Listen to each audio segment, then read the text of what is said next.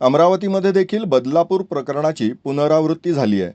अमरावती शहरातील महानगरपालिकेच्या शाळा क्रमांक 13मध्ये पीटीच्या शिक्षकानंच 14 वर्षीय विद्यार्थिनीसोबत गैरवर्तणूक केल्याचा धक्कादायक प्रकार उघडकीस आलाय. या प्रकरणी अमरावतीच्या फ्रेझरपुरा पोलीस ठाण्यात आरोपी शारीरिक विभागाचे शिक्षक रियाज याला अटक करून गुन्हा दाखल करण्यात आलाय. शाळेमध्ये एका मुलीची प्रकृती खराब झाल्यानंतर त्या ठिकाणी मुलींचा मोठा घोळका जमा झाला होता. त्यानंतर त्या ठिकाणी सगळ्या मुली गोळा झाल्या असता शिक्षक रियाज त्या ठिकाणी आला आणि त्याने गोळा झालेल्या मुलींना बाजूला करत असताना या शिक्षकानं एका विद्यार्थिनीसोबत गैरवर्तणूक केलं होतं. त्या 14 वर्षीय मुलीनं हा सर्व प्रकार आपल्या आईला सांगितल्यानंतर आईनं पोलिसात तक्रार दाखल केली होती. या तक्रारीवरून शिक्षकाला पोलिसांनी अटक केली आहे, तर आरोपी शिक्षकाला आज न्यायालयात हजर करण्यात येणार आहे.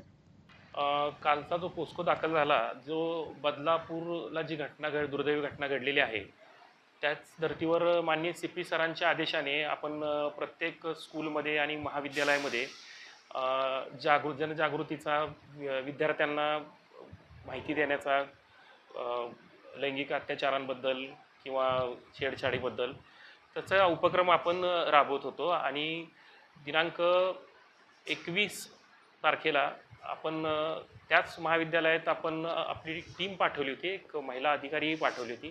त्यावेळेला तिथं सुद्धा मुलींना तिथं छेडखानीचे किंवा इतर गुन्ह्यांसंदर्भात बालकांच्या विरोधात माहिती देण्यात आली होती. आणि तात्काळ ती माहिती मुख्याध्यापकांना द्यायला आणि मुख्याध्यापकांनी तात्काळ पोलीस स्टेशनला माहिती देण्यास बंधनकारक आहे अशी त्यांना माहिती दिली होती. त्याच धर्तीवर त्याच शाळेत शिकणारी मुलगी तिनं तिच्या आईला 17 तारखेला त्यांच्या वर्गामध्ये एका मुलीला चक्कर आली होती. चक्कर येऊन ती वर्गात क्लासरूममध्ये पडली होती.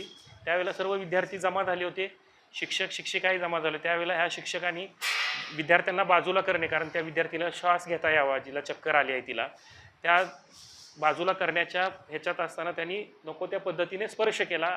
अशा तिच्या तक्रारीवरून आम्ही लागलीच गुन्हा दाखल करून आरोपीलाही तात्काळ अटक करण्यात आलेली आहे आणि पुढील आरोपीविरुद्ध आम्ही स्ट्रॉंग ॲक्शन घेत आहोत.